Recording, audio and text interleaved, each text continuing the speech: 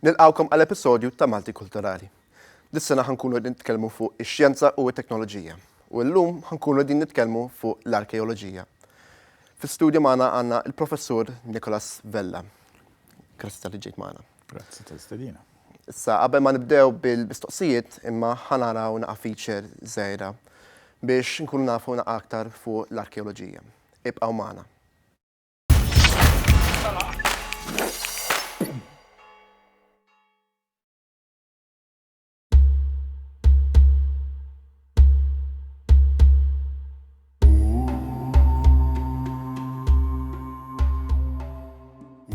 L-arkeoloġija hija xjenza li tgħinna nifhmu l-passat tal-umanità billi tistudja f'dalijiet li ħallew warahom in-nies li għexu qabilna.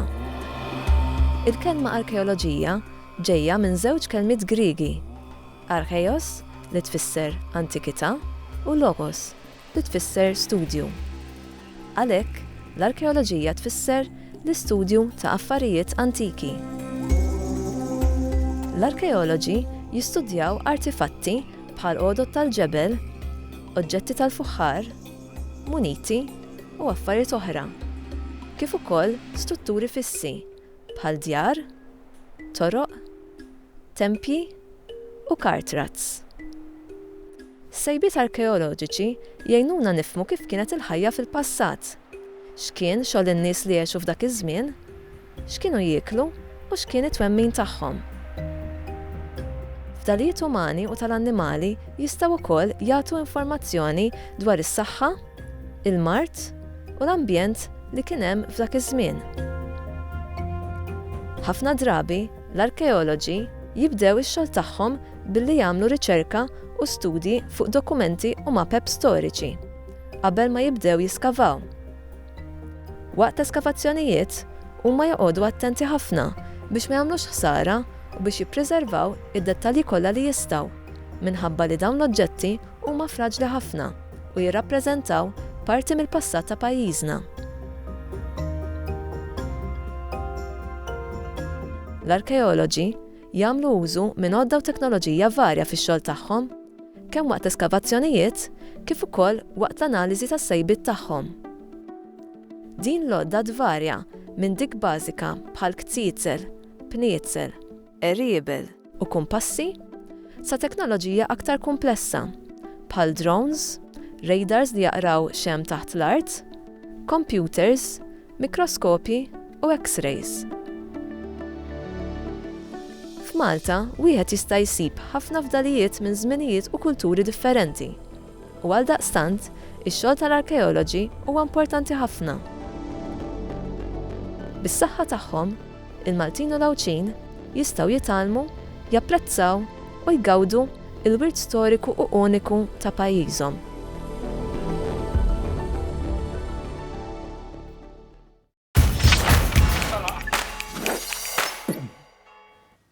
Grazzi tal-li bqajtu magħna għal dak il-feature interessanti dwar l-arkeoloġija.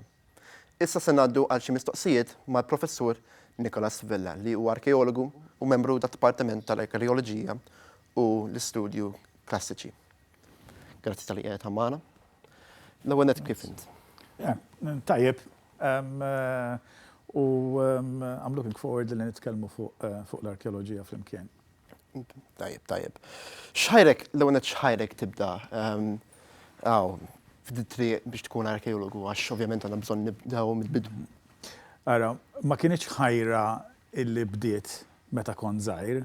Bħal ħafna tfal oħra, missier u ommi kienu jieħduni f'siti arkeoloġiċi biex narhom u kont nżur il-mużewijiet, imma fir-realtà meta wasalt biex nagħmel kors l-università, kont bejn ħaltejn se nagħżel, kont iddeċidejt li nsegwi xi lezzjonijiet fl-arkeoloġija u kif għamilt dan hemmhekk għad din hija linja li nixtieq inkompli. Forsi minħabba l-fatt li l-arkeoloġija ma tinvolvix biss l-istudju fuq il-kotba dwar id-dinja antika imma fiha aspett ta' riċerka barra. Ġifieri dak li huwa l-iskaf arkeoloġiku. Dik hija xi ħaġa li kienet attrajenti mill-ewwel għalija. Okay. U x'ni l-aktar ħaġa li toġbok xogħlek? U wkoll x'ni l-aktar ħaġa li tsib diffiċli? Ara, l-iktar li joġobni huwa l-element ta' tiftix, ta' misteru, x'sensib illi ma konniex nafu dwaru meta nagħmlu ir-riċerka. Ovvjament, l-iktar ħaġa frustranti tista' tkun li ma ssibx dak li tixtieq. Imma l-arkeoloġija hija bħal kull riċerka oħra hemm element ta' riskju, hemm element ta' sorpriża fih. Joġobni wkoll il-fatt li normalment ma taħdimx waħdek imma tkun parti minn tim. Jiena bniedem illi l-relazzjonijiet umani joġbuni, ma naħsibx li ħankun tajjeb kieku kelli nintefa' f'xi monasteru waħdi, eremita, u dal-element ta' fieldwork fejn ma l-istudenti niġu flimkien normalment namlu xar sħiħ fl-eqqel tas-sajf huwa element ta' xogħol tiegħi li joġobni ħafna. U x'ni l-aktar ħaġa li tħossha diffiċli imma? Struggle?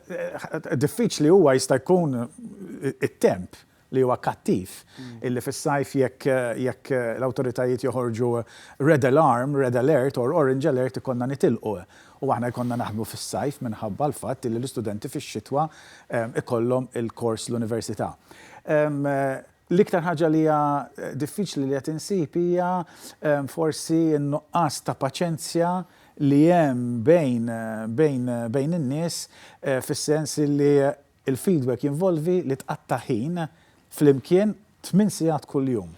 8 sigħat kuljum ifisser li anke jekk għandek il-sieħbek jew il-kollegi li ma jogħġbukx ikollok taħdem magħhom. Dik taf tkun diffiċli, speċjalment għax għandna ġenerazzjoni li tila li tixtieq titkellem magħha nfusa fuq it-telefon normalment, fuq il-telefoni ċellulari. Meta fir-realtà il-fieldwork mhux hekk, ma tistax titkellem biss waħdek imma titkellem ma' tim ta' nies differenti li ġej li għandhom affarijiet li joġbu, affarijiet li ma joġobhomx, eċetera, jkollok timxi dak il-mod. Okay, u għaliex tħoss li hija importanti l-arkeoloġija? L-arkeoloġija importanti għax hija l-unika teknika li bija tista' tikteb l-istorja ta' post jew tan-nies meta dawn ma jkunux iżviluppaw il-kitba. Meta tiżviluppa l-kitba u il-kitba taslilna nistgħu naqraw fuq in-nies dak li għamlu fil-passat. Imma qabel il-kitba bil-fors trid l-arkeoloġija jew jekk tmur iktar lura fi żmien il-paleontoloġija. Jiġifieri jekk inti tittikteb l-istorja tal-bniedem għal 3 miljun sena, jekk mhux iktar, bil-fors li tittamel dan permezz tal-oġġetti li jkun ħalla warajh il-bniedem. U f'pajjiż bħal Malta hemm xi importanza partikolari jew bħal kull pajjiż ieħor naħseb l-istorja ta' pajjiż, l-istorja ta' ġens hija bbażata fuq dak li sar fil-passat. Jekk joġobna u anke ma joġobniex, dak seħħ. Issa jekk aħna l-identità tagħna tiddependi fuq dak li konna, għandna bżonn l-arkeoloġija biex tgħinna nifhmu dak li konna bħala poplu, dak li konna bħala pajjiż, dejjem f'kuntest reġjonali u internazzjonali. Issa, jekk aħna rridu noffru l-istorja ta' pajjiżna anke għal prodott turistiku, il-prodott turistiku ħafna drabi jiddependi fuq dawk li huma t-tradizzjonijiet tagħna u l-istorja ta' pajjiżna u hemmhekk l-arkeoloġija tilab lob importantissimu. Okay. U x'jagħmlu għax ovvjament sibu ċertu artefatti. X'jagħmlu l-arkeologi biex ma jagħmlux ħsara biex jiskavawhom? Aħna nieħdu prekawzjonijiet kollha biex meta qabel ma niskavaw jekk jista' jkun inkunu nafu bejn wieħed u ieħor x'tip ta' depożiti x'aktarx niltaqgħu magħhom. Jiġifieri jiena nkun irid niddeċidu x'se nuża l-fis, u x'se nuża l-baqqun, u x'se nuża l-kazzola, u x'se nuża l-pinsell, jiġifieri nieħu dawk il-prekawzjonijiet kollha. Jekk imbagħad waqt l-iskaf insib illi rrid nimxi veru bil-mod, jew nkella qed niskopri affarijiet li għandhom bżonn ta' konservazzjoni fil-post, irid inġib il-konservaturi jew ir-restawraturi biex jgħinuni naqla l-oġġetti li nsib b'mod illi ma nagħmel l-ebda ħsara lilhom. Il-first aid for finds ngħidulu, bil-fors hekk ikollna nimxu. Okay.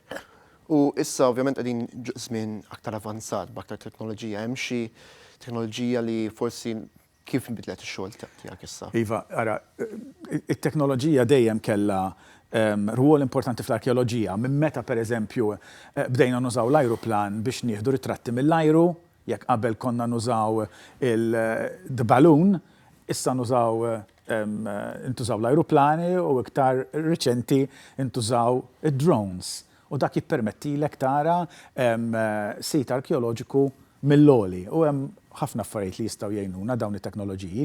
Wara t-tieni gwerra dinjija forsi l-iktar skoperta importanti teknoloġika kienet id-datazzjoni permezz tal-karbonju 14. U dik l-iskoperta seħħet fil-ħamsinijiet u ġiet żviluppata fis-sittinijiet. Di tfisser li inti tista' tiddata oġġett organiku, oġġett li magħmul minn xi ħaġa li kienet ħajja, biċċa għadma, biċċa ġilda, biċċa parċmina. U t-teknika xjentifika tippermettilna li nkunu nafu kemm hu antik l-oġġett, jiġifieri meta miet. U dinja kienet l-ewwel darba fis-sittinijiet illi stajna għall-ewwel darba jkollna datazzjoni ta' oġġett organiku li huwa antik ħafna, ġifieri jekk qabel stajna niddataw biss permezz tal-listi tal-farawuni, permezz tal-listi tal-imperaturi Rumani, eċċetera, għall-ewwel darba stajna nieħdu datazzjoni ħafna iktar lura. Dik hija skoperta fenomenali. It-teknoloġija ettejna pereżempju nifhmu l-ġenetika tan-nies ta' qabilna, id-DNA, nistgħu nużaw l-iżotopi biex inkunu nafu fejn trabba bniedem qabel ma ċċaqlaq. Dawn huma teknoloġiji li qed jibdlu kompletament l-arkeoloġija. X-xjenza qed ikollha impatt enormi fuq kif nistudjaw il-bniedem tal-passat. L-teknoloġija vera jenkom issa mela. U għax issa din nitkellmu fuq it-teknoloġija. U issa din fi żmien li hemm ħafna intelligenza artifiċjali.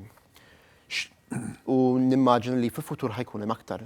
Kif taħseb li ħajnbidel xogħolok issa? L-intelligenza artifiċjali ħajkollha impatt, diġà qed ikollha impatt fuq kull oqsma, fuq kull qasam tal-ħajja tagħna.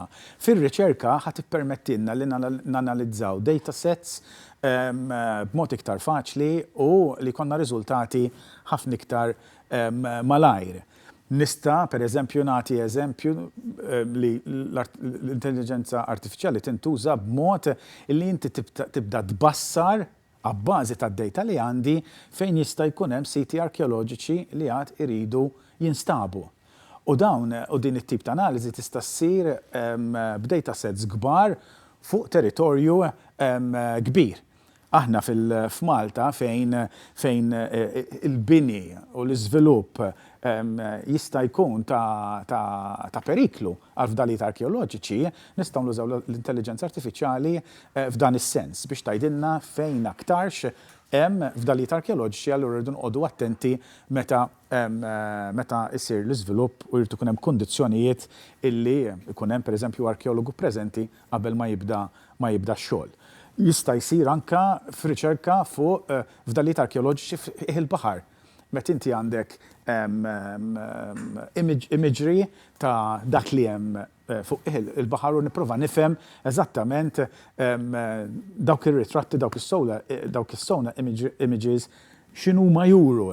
Issa jew noqgħod niflihom waħda jiena, jew nkella nuża l-intelligenza artifiċjali biex tgħinni nifhem x'jistgħu jkunu dawn l-oġġetti. Jiġifieri bl-AI ħajkun hemm paradigm shift enormi kif kien hemm fil-50 u fis-60ijiet meta użajna l-carbon 14 dating.